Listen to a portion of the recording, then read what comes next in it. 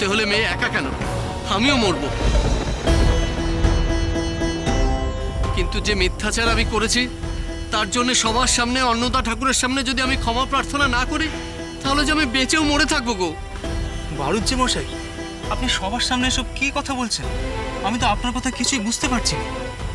আপনি আমার বাবার সহপাঠী, আজ থেকে আমরা আত্মীয়তার সম্পর্কে আবদ্ধ হলাম। তাছাড়া আপনি আমার গুরুজন, আমার তালুই মশাই।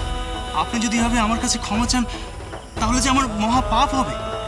পাপী যে আমি অন্নদা ঠাকুর, আমার যে নরকেও গতি হবে না। আমার মতো লোভী অহংকারী মানুষ কিনা চেয়েছিল তোমার মতো দেবতাকে পরীক্ষা করতে। এই যে কঠিন অপরাধ। আপনি আমাকে পরীক্ষা করতে চেয়েছিলেন? কিভাবে? হ্যাঁ ঠাকুর, ঠাকুর আমার বংশে কোনো কন্যাপণ চাইবার প্রথা নেই। আমি মিথ্যে বলেছিলাম তোমায় পরীক্ষা করতে।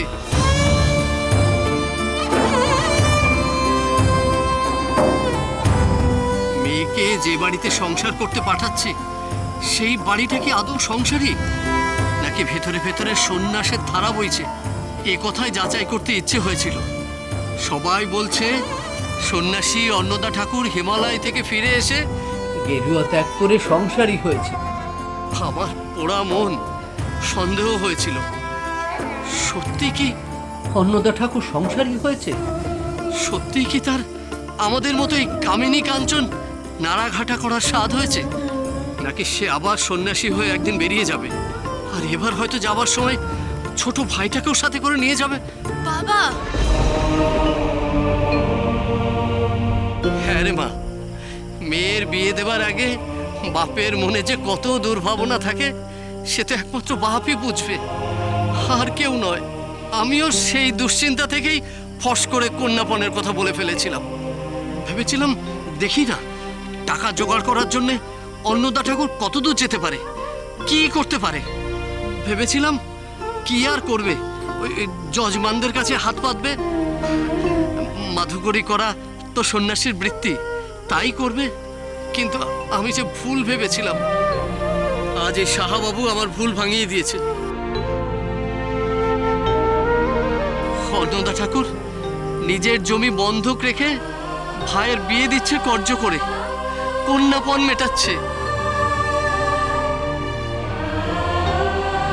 আপনি এভাবে কেন বলছেন বাড়ুজ্জে মশাই? এটাই তো স্বাভাবিক। আমি তো একটা স্বাভাবিক বাড়িতেই মেয়েকে পাঠাতে চেয়েছিলাম ঠাকুর, সেই জন্যে তোমার সাথে ছলনা করেছি। আমাকে তুমি মাফ করো ঠাকুর। ছি ছি, আপনি এভাবে বলবেন না। আপনি আমার গুরুজন, আপনি যা করেছেন বেশ করেছেন। আপনি আপনার নিজের মেয়েকে একটা অন্য পরিবারে, অন্য বাড়িতে পাঠানোর আগে পরীক্ষা করবেন না?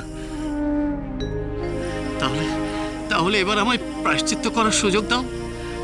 আমি যে গয়না টাকা কন্যাপণ হিসেবে নিয়েছি সেটা তুমি ফেরত নাও ঠাকুর, ফেরত নাও। আমাকে মার্জনা করবেন বাড়ুজ্জে মশাই। একবার দান করা জিনিস অন্নদাচরণ ভট্টাচার্য কখনো ফেরত নেয় না। ও কাজ আমি করতে পারবো না।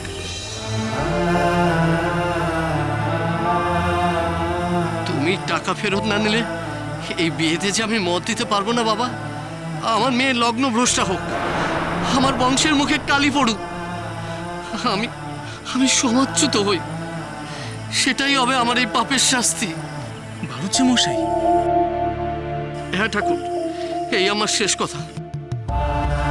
পুরুত মশাই, আপনি শালগ্রাম শিলা নিয়ে উঠুন, এ বিয়ে হবে না। আচ্ছা আচ্ছা, দাঁড়ান দাঁড়ান দাঁড়ান।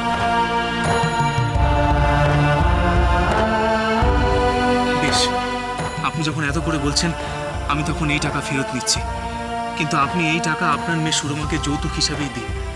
আজ থেকে সুরমা আমাদের পরিবারের একজন সদস্য। এই টাকা ও নিশ্চয়ই আমাদের সংসারেই ব্যয় করবে। তাহলেই তো চুকে গেল। ও, তুমি নিজে হাতে টাকা নেবে না? বেশ, তাই হোক।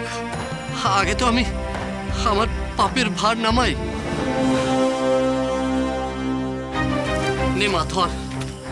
কন্যাপণের মিথ্যা কথা বলে আমি ভট্টাচার্য বাড়ি থেকে যে পণ নিয়েছিলাম, আজ আজ এই সর্বসমক্ষে আমি সেটা ভট্টাচার্য বাড়িতে ফেরত দিলাম। নে ধর, আমি পাপ মুক্ত হই। নিন পুরুত মশাই, এবার সিঁদুর দান করো। সিঁদুর দান শুরু হলো।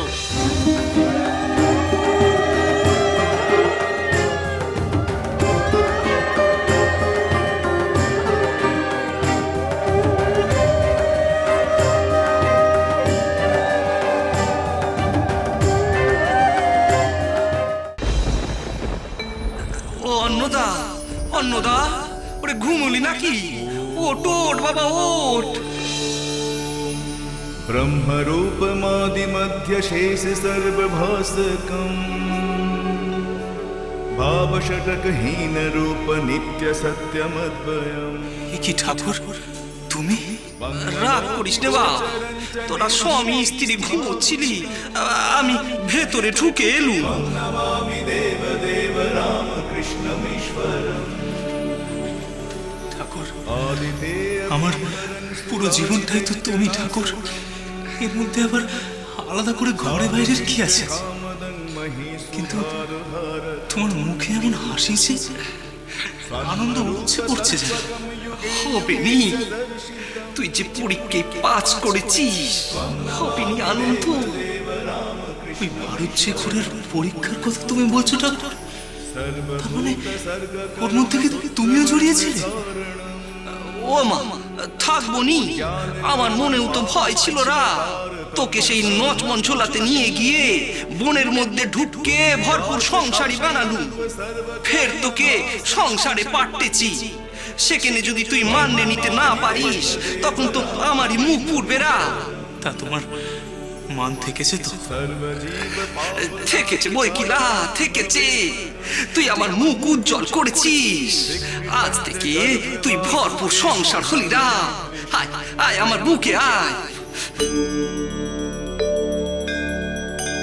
ঠাকুর, ঠাকুর, ईशमणीशम शेषगुणम् गुणहीनमहिषगरलाभरणम् रणनिर्जितदुर्जय दैत्यपुरम् प्रणमामि शिवम् शिवकल्पतरुम् गिरिराजसुतानितवामन। কি হলো রা? তুমি তুমি কি বললে ঠাকুর? ভরপুর সংসারী হলাম মানে? এর মানে কি এই কামিনী কাঞ্চনের চক্র থেকে আমি আর কোনোদিন উদ্ধার পাবো না ঠাকুর? এই সংসারের কুণ্ডি পাকে তলিয়ে যাবে কি আমার একমাত্র নিয়তি ঠাকুর? না না, তা হবে না, তা অসম্ভব। তুমি কিন্তু আমাকে শুধুমাত্র 2 বছরের কথা বলেছিলে। 1 বছর বাবা মার সেবা আর 1 বছর স্ত্রীর সেবা। এই 2 বছরের বাইরে কিন্তু আমি এক মুহূর্ত সংসারে থাকবো না, এক মুহূর্ত আমি থাকবো না। আচ্ছা আচ্ছা, সে দেখা যাবে এখন। না না না ঠাকুর, তুমি যাবে না, তুমি আমাকে বলে যাও। এই দেখো দেখি, ওরে হাতটা ছাড় দেখি, এমন করে কেউ জাপটে ধরে থাকে? না ঠাকুর, তুমি চলে যাবে না, তুমি আগে বলো, বলো ঠাকুর। আরে তুই অত ভাবিস নে, যে কাজে রয়েছিস সেই কাজে মন দিয়ে থাকতে কি? সংসারে থেকে যদি এমন করে সারাক্ষণ সংসারের বাইরে মন পড়ে থাকে, তাহলে সংসারী হবি কেমন করে রা? তেল নুন হলুদ ধার কজ্জ আইন আদালত এই সব নিয়েই তো সংসার রা।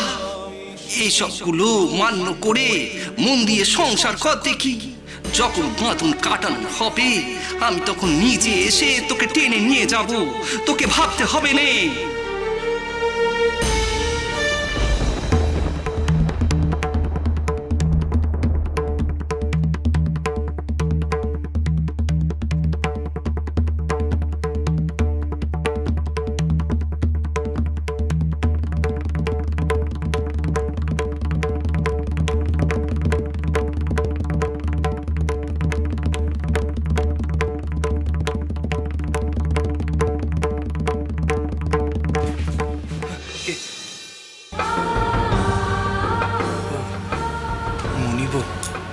মাঝরাতে উঠে বসে কি ভাবছেন?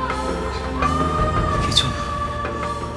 2 বছর শেষ হতে আর কদিন বাকি, এটাই ভাবছেন তো?